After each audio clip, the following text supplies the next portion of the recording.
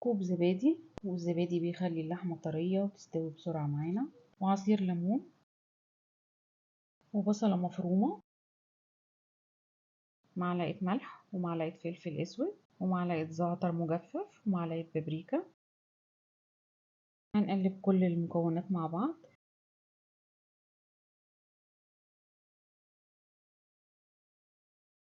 وهننزل عليها باللحمة، وهنا انا جايبة نوع اللحمة فليتو علشان تستوي بسرعة.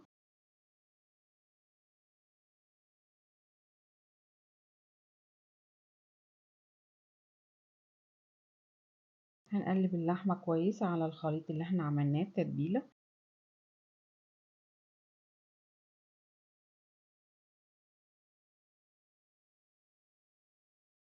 وهنسيبها 4 ساعات او 3 ساعات علشان تشرب التتبيلة كويس.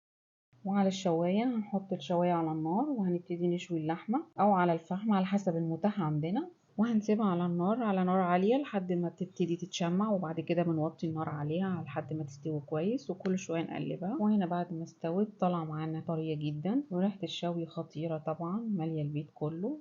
وشويناها بدون اي افتكاسات وبطريقة سهلة جدا وبسيطة واي حد يعملها.